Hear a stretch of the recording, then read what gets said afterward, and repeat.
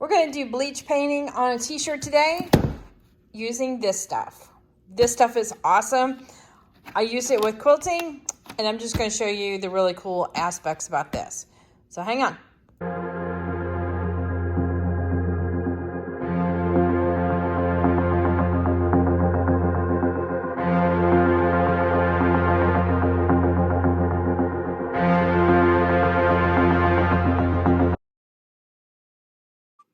Howdy, howdy, this is Clara Lawrence.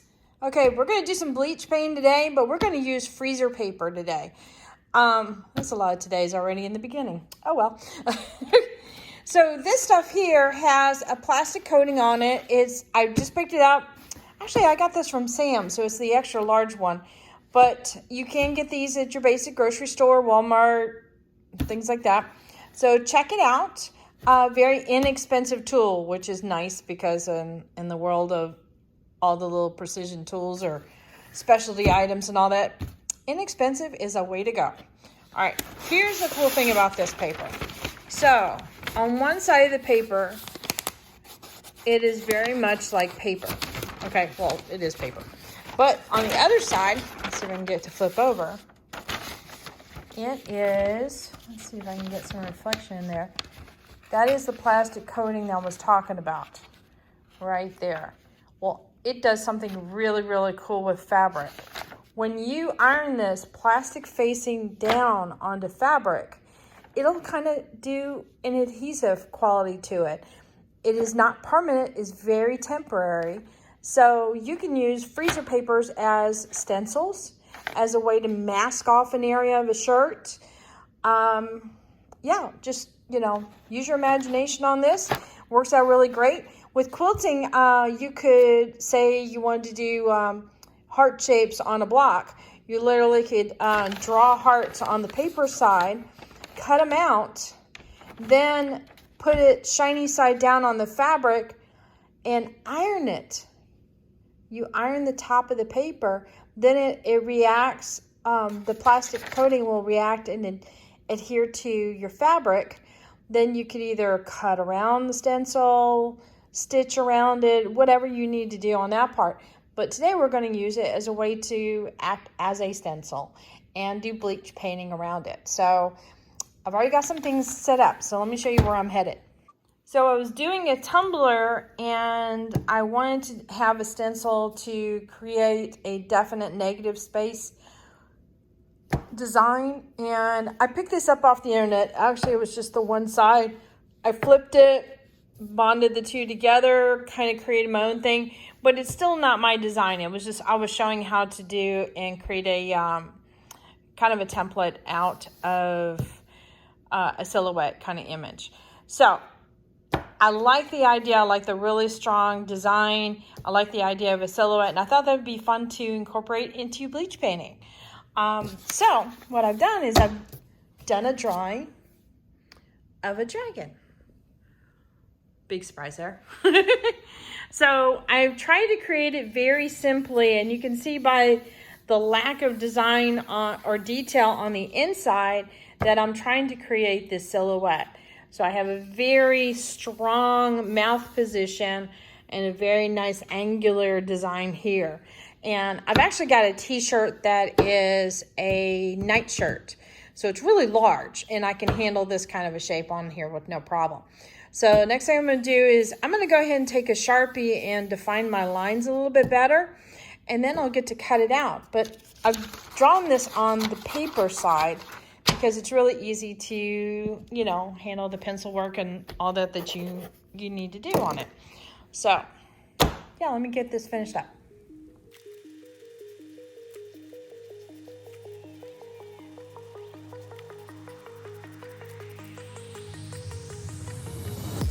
Remember how you held me then? Now you got me reaching out. All right, now that I've got this all drawn out and I'm happy with the basic shape, to be honest with you, I took a picture of it, so maybe I can actually make a stencil out of this, but smaller for using on my tumblers. But at any rate, what I've got here is a self-healing mat, and I use this all the time in quilting, but they also have these in art supply stores as well. And I've got my handy dandy X-Acto blade, Oh, now the light comes on. It was acting a little funny. I even changed the battery out in it. It's got this cool little light. It really, really helps out for seeing the details on the cutting. And it'd been through the ringer lately, so it wasn't working, but now it is. It's on camera. So I'm going to cut this stencil out. What I'm going to do is, I'll move that guy over there because it's super sharp. I'm going to eliminate the background, keep the basic shape. In other words, keep the head shape. Cut out some of these areas. I knew I drew in lines in here, and this was because I had planned on taking a photograph of it so that I can work it out in Procreate and really create a nice stencil to cut out like in a Cricut cut or something like, I can't even say the word. You know what I'm talking about. Anyway, so do some vinyls. But for this, I want to cut out the background with an X-Acto knife. I always recommend if you're using X-Acto knife paper, make sure you have a fresh blade in them. And just be mindful, these suckers are really, really sharp. But they do much, much better on paper when it's a fresh blade. And that just comes from years of graphic arts experience. Trust me on that one. So I do, because I created a silhouette type of a shape, I did want to think ahead of time about, like, I wanted to have some energy in here with his mouth being wide open. I decided not to do the tongue. I may actually put that in there. I'm not certain on that. I'm still chewing on that. So I'm going to cut around the outside edges while I'm thinking about that. But I did some angle lines to kind of show the energy of the strain in here. The eye I have to be mindful of, because if I cut this whole thing out, the whole area will pop out. So I want to indicate an area for the eyes. So that's why I kind of did little darts coming in, and then obviously the middle portion of the eye and some areas in here indicating the shape. So you have to be thinking about that if you're doing something in silhouette, that it gives the idea of angles or action going on with the neck or a muscle or even the detail. Keep those thoughts in mind. So since words are hard, I'm going to throw this camera up and get to cut it because I can do that without talking.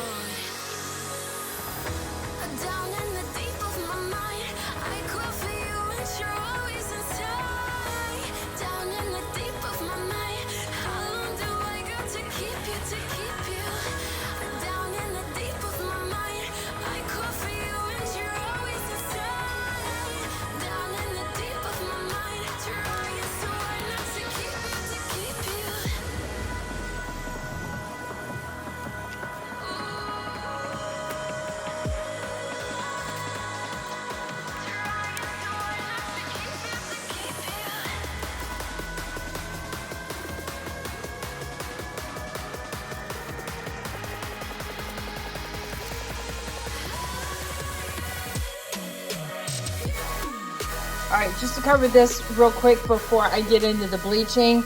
This is kind of a neutralizer bath. It helps stop the bleach from continuing to eat at your fabric. All this is just basically hydrogen peroxide, and I just got this from my local grocery store. It didn't have any variations. I only had one available. And the ratio of this is 10-to-1. So this is the cups I used. So I did 10 cups of water and 1 cup of the hydrogen peroxide. Now you can use whatever kind of measurement you want to go for them. If you want to, you want a little bitty amount, use 10 of these little guys. If you want a large amount, you know, get the bigger cups. So it's up to you, but the ratio is 10-to-1, just to let you know that. If you let bleach stay on your clothing for a while, like say you're doing a bunch of shirts, it can continue to eat away at the fabric. Sometimes if you're really heavy on it or you have a really strong bleach, even after washing it, it might continue to eat at it too. And this also helps protect your other clothing too. So you just, all I do is I put it in there, rinse it around a little bit, and I might have it in there while I'm working on another shirt. And when I come over here, I take this one out, wring it out, throw it on the porch real quick, and put the next one in. And that's kind of how I work with this stuff. All right, I got my shirt set up here. Let me bring you in a little bit closer. All right, so all I've done is I've still got my cutting board in the background, as you see the green here. And I've got my shirt laid out. I'm not worried about bleach on the other side, to be honest with you. This is a shirt for me. So, and I'll probably be wearing it in the studio anyway, just goofing off. But if you don't want anything on the other side, put either a sheet of plastic, cardboard, or something like that so the bleach can penetrate it instead of your shirt. Be mindful if you're doing plastic, we are using an iron, so you may want to adhere this first, then slip your plastic underneath it. You don't want to iron on top of your plastic because you could melt it to your fabric and yuck. That'll be a big hot mess. So, this particular cutting board is okay with some general heat. I need to plug in my iron. I haven't done that yet. But remember, I've got the paper side up. I've got the shiny side down. I've got it roughly in the position that I want it in. And now all you get to do is iron it.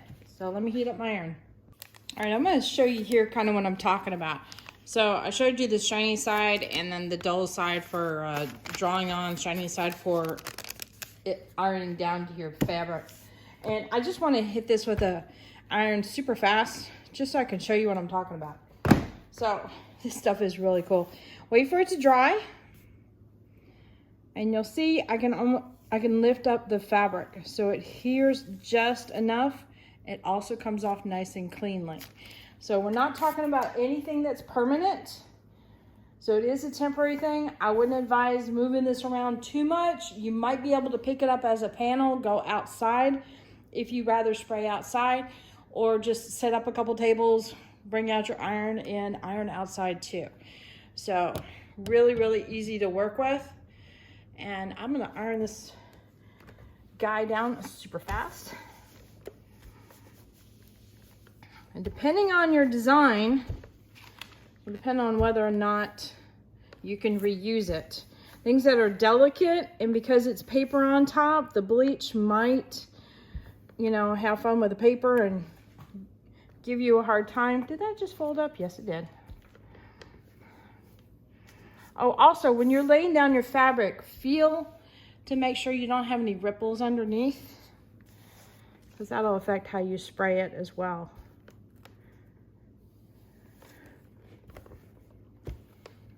So we're looking just to adhere this stuff down temporarily.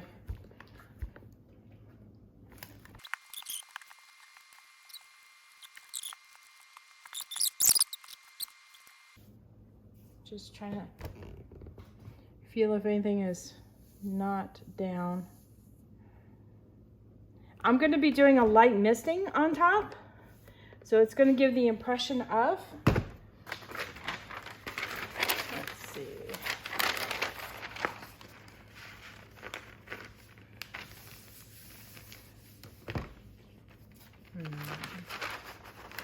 I'll do it like this. I'm just going to get a big piece over top here just to kind of put it down a little bit.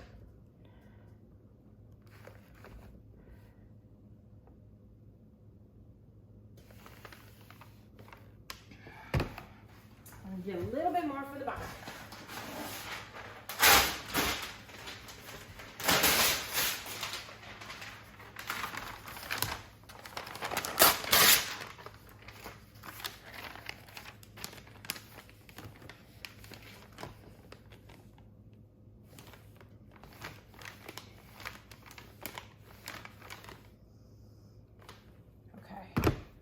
All right, so what I'm also going to do is I'm going to try and pinch my fabric a little bit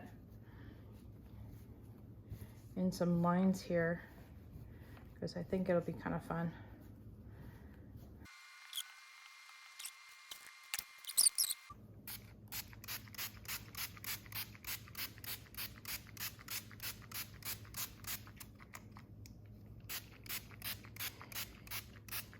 I want more in the area where the mouth is, kind of the illusion of fire. All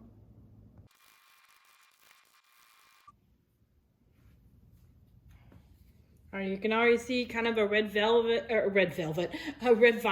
color here. I'm gonna hit a little bit hotter right there.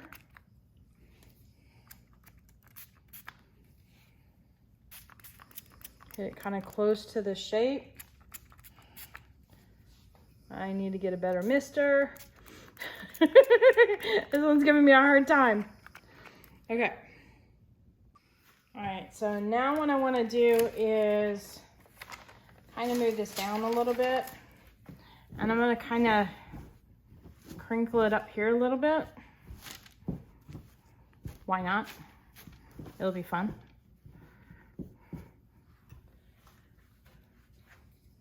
If I can get my mister to cooperate. Nope.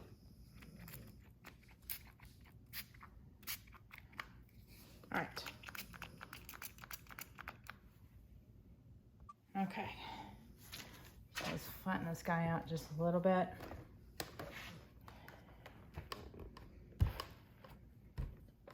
Now I'm in a very well ventilated area.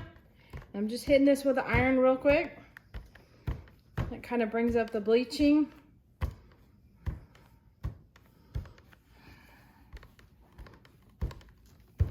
I wouldn't recommend this in a non-ventilated area at all, because who knows what you're getting as far as gases and stuff. But my ceilings are huge, and I usually do this outside. All right. Go ahead and take this guy off.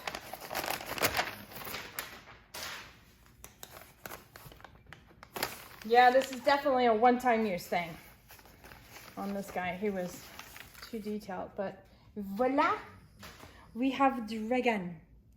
Ooh, let me show you the whole thing. All right, I wanted to have something that created that tension, something coming in from the shadows, and you're definitely getting a lot of energy coming this way, so I'm liking that. And even that added to the background and the illusion of, you know, potential fire and such. So this is really, really cool. I'm super happy with that. And you see how that it was really easy to mask out an area here too. So you can use freezer paper, like if you're using just regular vinyl stencils or plastic stencils, to kind of help mask out an area really, really well. So yeah, super fun and really easy. And now I need to get him into his little neutralizer bath. So yeah. Oh, if you're wondering, these are Hanes Beefy Tees. This is just the purple one. So 100% cotton. Yeah. There you go.